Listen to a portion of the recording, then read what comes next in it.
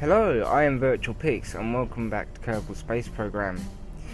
Now, today there's no challenge. I've set my own mission to go and rescue Jebediah from the moon. And to do that, I've actually already built something.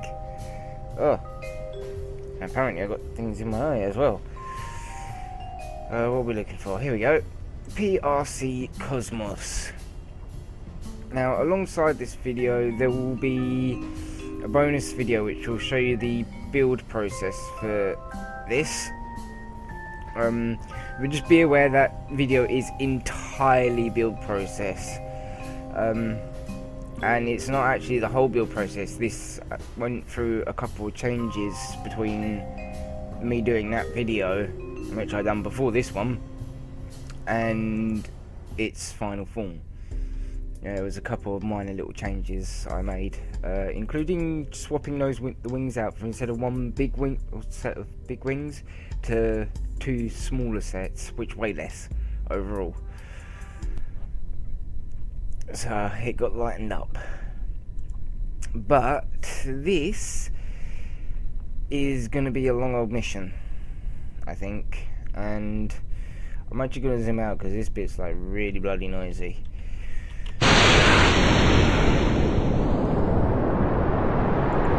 Because it's also a VTOL.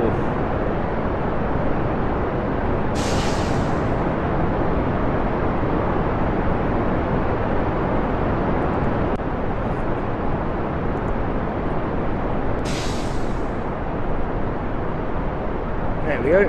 Off it goes. Yes, it is a VTOL in the sense that it takes off and can land exactly like a VTOL. To be honest, this whole craft is actually more of a sky crane with wings than plane, because this bit in the middle is actually a full-fledged rover, which will be the bit which goes and picks Jebediah up.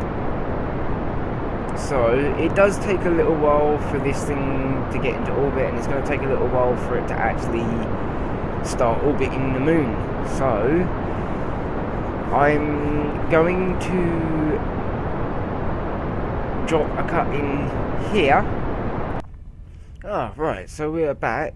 We're in orbit around Kerbin, and I've already set up the maneuver for getting into an encounter with the moon, because we're actually going to put an orbit around the moon before we go to land.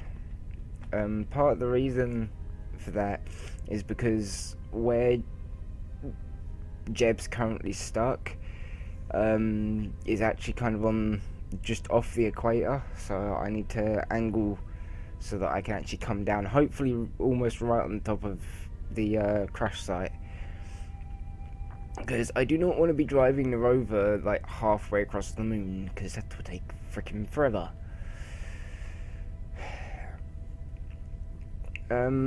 Also, while it's actually making all these this maneuver and the next two orbiting maneuvers, can talk to you about a few things. Not that you can converse back with me until it's the comments section, but it's good enough.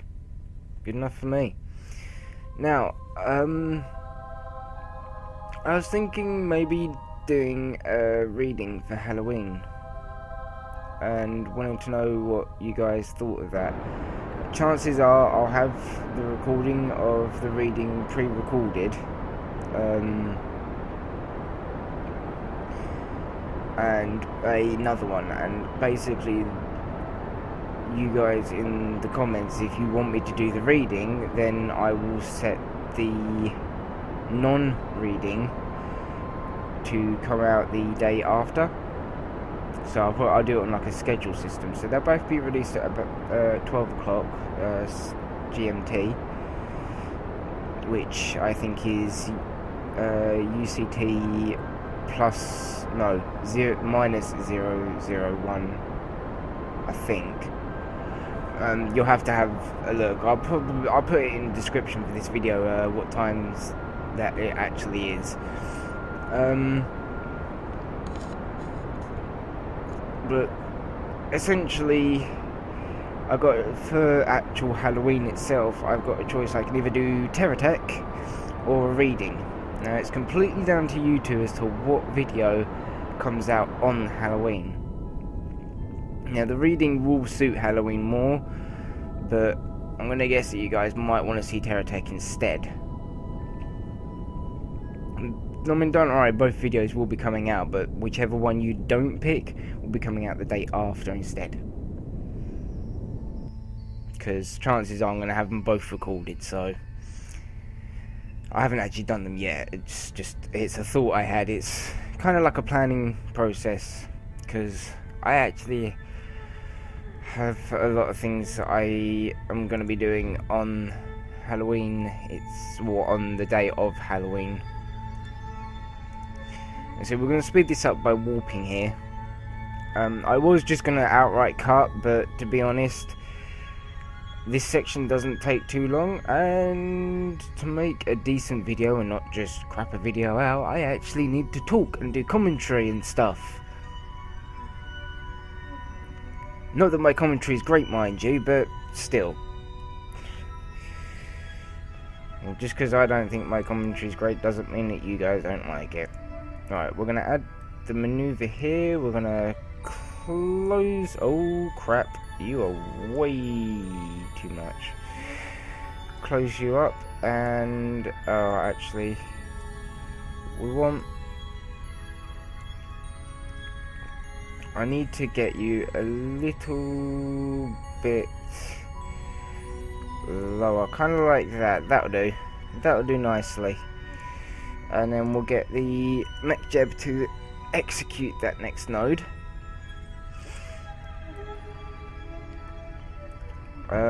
While it's doing that, I'm gonna quickly go and sneeze.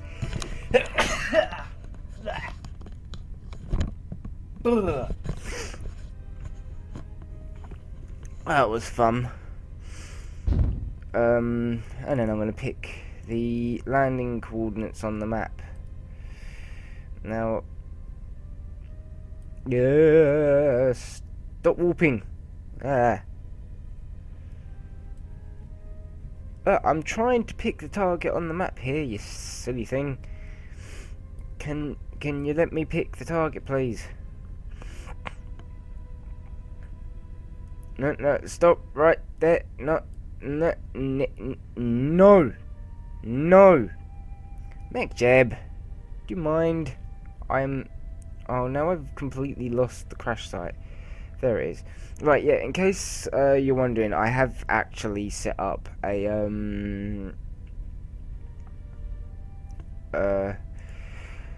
how can I put it without this sounding like it was me cheating? Essentially, what I did is, in order to test the rover on, how the rover responded on the moon and to find out how it did, I actually put this exact craft already on the moon. There's actually one already there. And this will also be acting as a backup, because I discovered that putting this ship on the moon requires 100% faith. Yes, you heard me right. 100% pure faith that MechJeb will land me on the moon and not just plow me into the moon. Yeah. I don't trust computers much. Because, you know, they're made by humans. They're susceptible to human error almost as much as we are. The smarter computers get, the closer to making human errors they seem to get to us. And we do it on a daily basis. So, yes. That's good enough.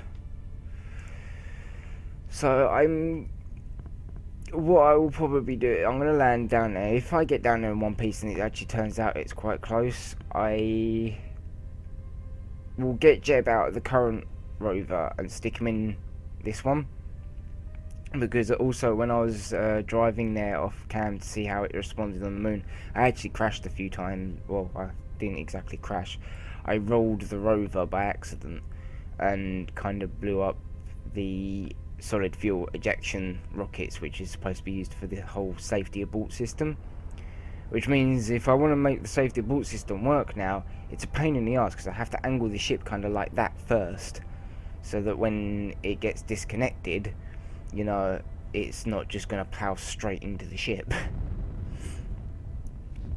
I'm sure I'll manage it. Shouldn't be too much of a problem. Oh shit. I forgot one of the most important things. We need to actually switch your control to control from there. And then we need to switch your engines over, because you need to come down. It kind of comes down almost exactly as a VTOL, pretty much. Hence its VTOL title. Well, it doesn't have a VTOL title, but I think I might have to give it one.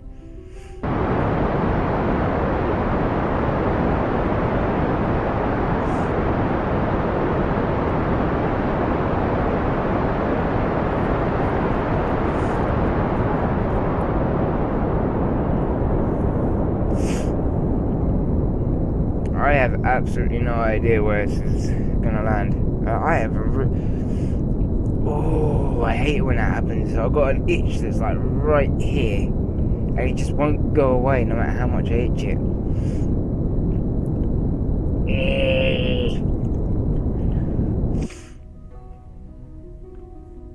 But I did actually. Funny enough, I did a vlog which I had to delete because I may have forgotten to turn the hardware mute on my mic off completely, which actually explained that part of the reason why I always have an itchy nose is because having a camera look at me makes me nervous, and when I'm nervous I get itchy nose. So yeah, that's for any of those of you who wonder why I itch my nose a lot. I do it when I'm nervous, and cameras make me nervous. I don't know why, they just do. Apparently we've also got a crap ton of lag. I got no idea how long this bit's gonna take. Actually, are we going down in the light side of the... Oh, we are actually going down in the light side of the moon, so... Not much, mind you.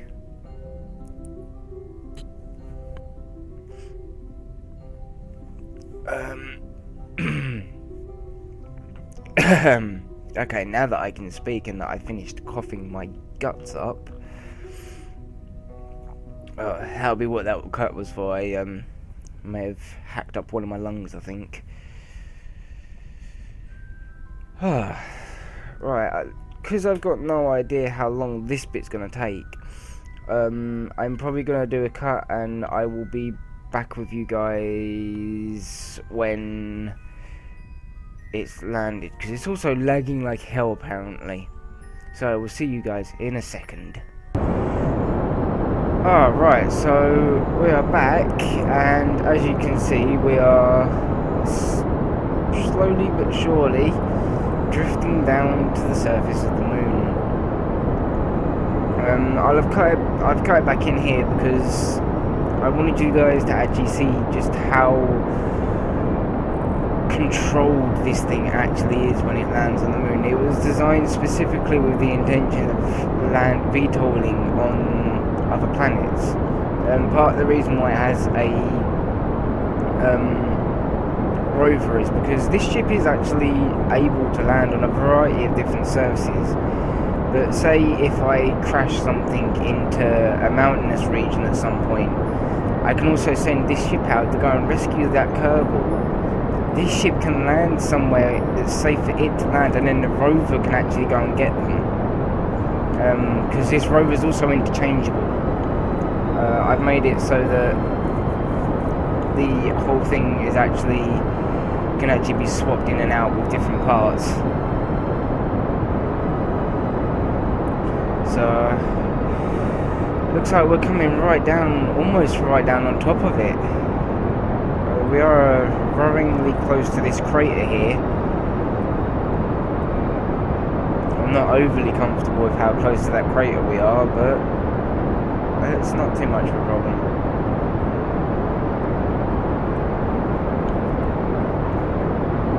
Although, see, we got the PRC Cosmos Scarab. which is actually the rover's name. The rover's name is Scarab. This bit is the Scarab, and this bit is the Cosmos.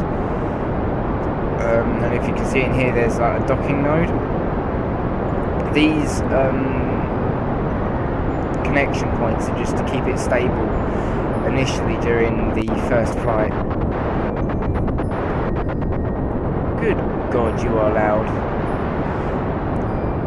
And now there we go. It's shut its engines down, and it will just slowly drift to the surface of the moon, where the PRC Cosmos Scarab is just sitting over there. While I'm waiting, I'm actually gonna quickly put my phone on silent because I've just realised that it's beeping in the background. I don't know why it's going so spacky, but there we go. No, it won't interfere. Even if it does get anything, it will just go bzzz, and that's it. Because apparently Samsung thought it would be a great idea to give a phone 2 silent modes. A vibrate mode and a shut the fuck up completely mode.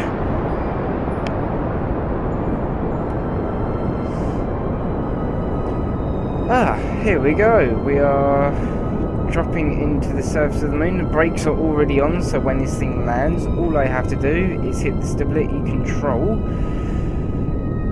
and this thing should ever so gently touch down at an impressive 0.5 meters per second. Or is it actually gonna, it might touch down a bit faster, which isn't a problem actually. No, 0.5. That is impressive. It's very gentle. There we go. Right, so now for the fun bit, we got to get underneath, kind of like that.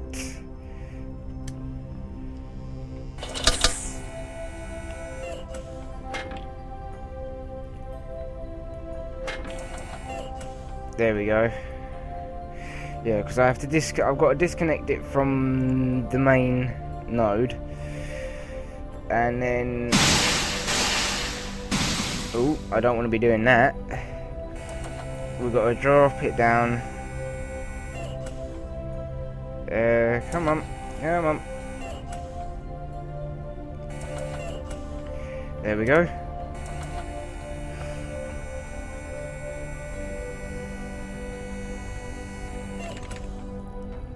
There we go. Lovely jubbly. Right, now I want you to control from there, otherwise your things are all backwards, and that's never a good thing. Alright, so we're going to do this with the brakes on, just because this thing can move even with its brakes on.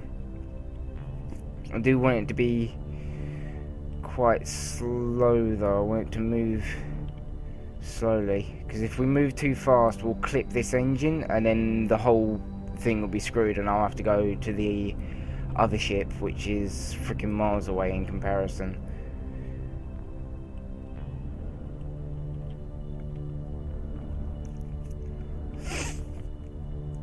Oh, hello. We got a bit of a problem here. We may have clipped that a little bit. And we're good to go. We're good to bring this thing into the full glory. I don't want to worry too much about stability control. Yeah, so as you can see here, I got little solid fuel separatrons, which if the craft gets ejected from the system, these separatrons actually help this separate faster than the craft can fly into it. And good God, what is with my Well, my computer, I swear, Windows is just doing things in the background that it's not even telling me about, or that it's supposed to be doing, because my CPU is going nuts.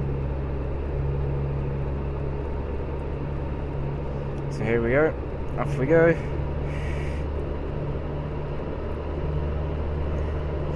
Oh, now, in case you didn't get, this is actually a Mark II shaped nuclear reactor, which I use for powering this thing in the dark, because it's pretty good at holding its power and it's got quite a lot of it, but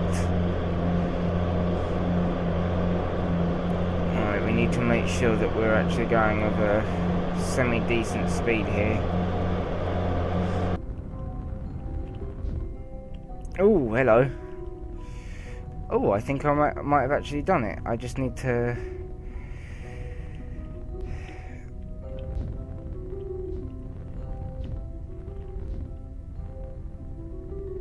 line it up, kind of like that. Right, now it is slightly off. That's not too much of a problem. Come on.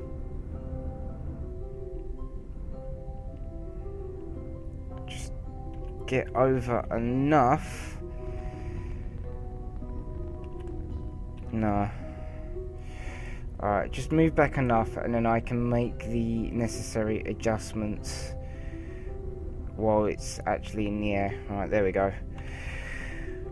No, I don't want that craft. Fuck off. Right, now hopefully this thing isn't just gonna flip.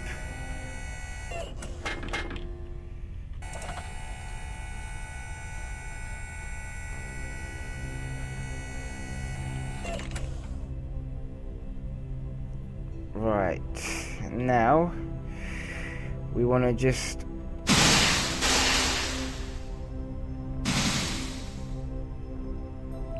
itch it down a small bit like that. Go to here. Oh my god, what the fuck happened? Why did he do that? What the fuck?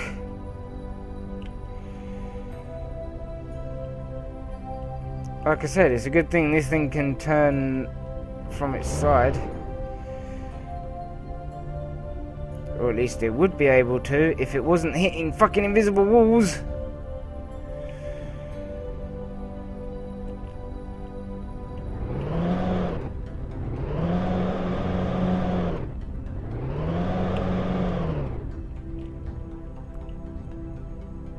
Oh, this could be a big problem.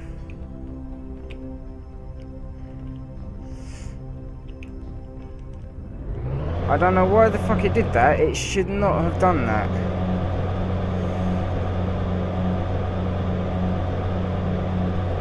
Come on, come on, come on, come on. Stop hitting invisible fucking walls, you stupid thing. Ah!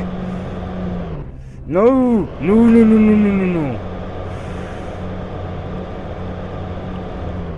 Okay, right, we're gonna have to...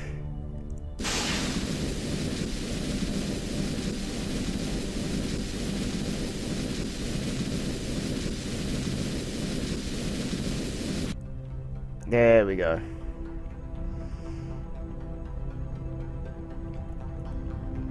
We have to use one of the, so that's the other reason that I have those. For the situation of that happening, they are also meant to act as backups to help with the flipping or self-righting of the vehicle.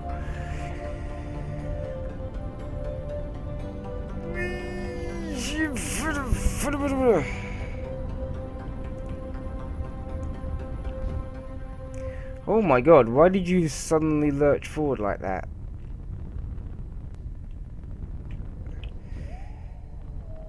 Let me guess, you're now in the right fucking position, aren't you? You bastard!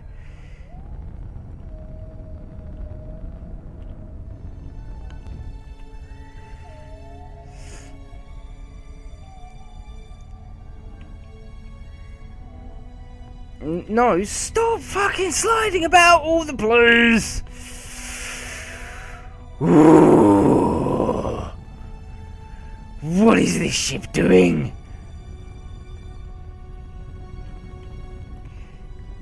Why did I design something which requires such finite fucking controls? What was I thinking? Come back just a tidge. There we go. Right, now, you. Not you. You.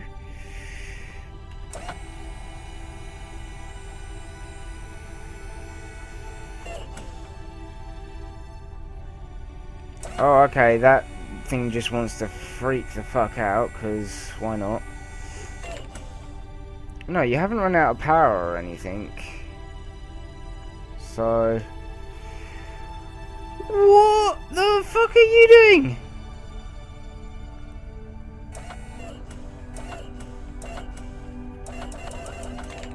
Thank you. Stop freaking out.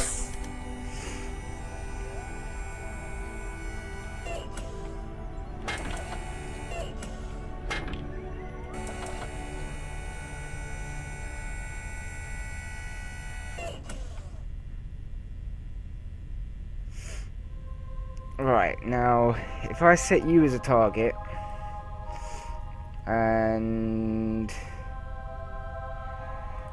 Oh, actually, maybe if I was to turn this on... No, okay. Right, so that thing's locked. Right, do you know what, screw it. We're just gonna try and take off like this.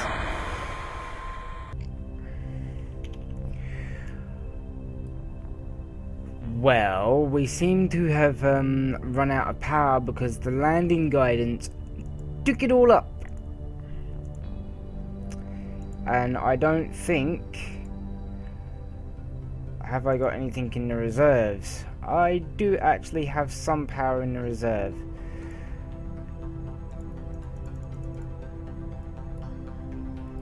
Please tell me there is enough yes to start the reactors.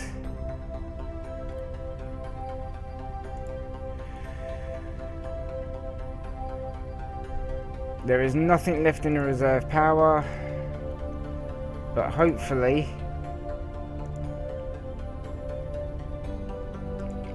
that won't matter.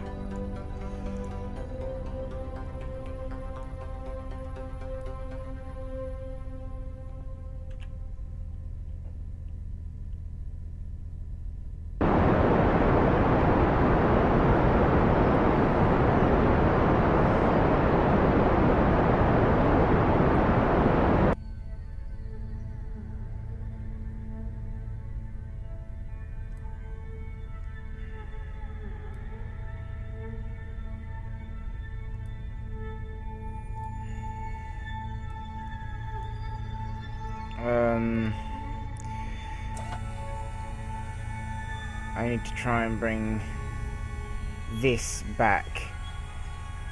Oh, no idea how freaking far out it is.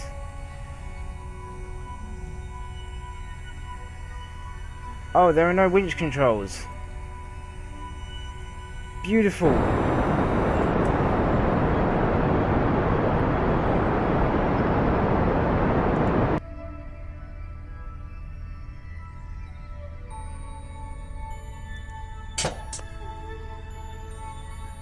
We'll just eject it.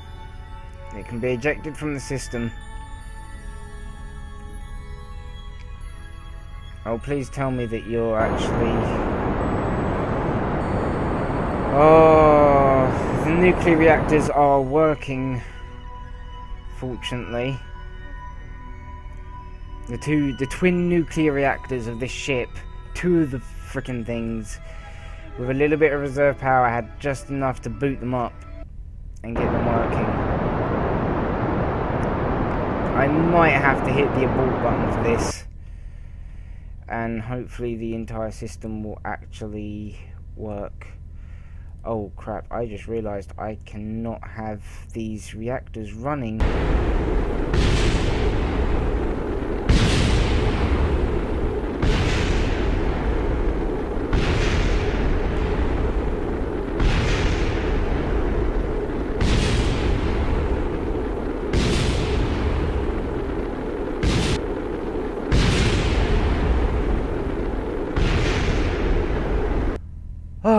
Well, that was the mother of all missions. I will probably put a couple of to you they will look like still images that I captured whilst recording, but it will actually be a brief cut section of what was actually being recorded. The whole cosmos came apart in it couldn't handle the forces, and it just flew apart and just died pretty much, and in the process killed all of my 14 gig of RAM and my CPU and crashed itself. Well, no, it quite literally crashed itself. It crashed the game and the ship. So I have no idea where that was left. I have no sanity left. No idea how I'm going to cut this recording together. And so I'm going to leave it there on that cliffhanger.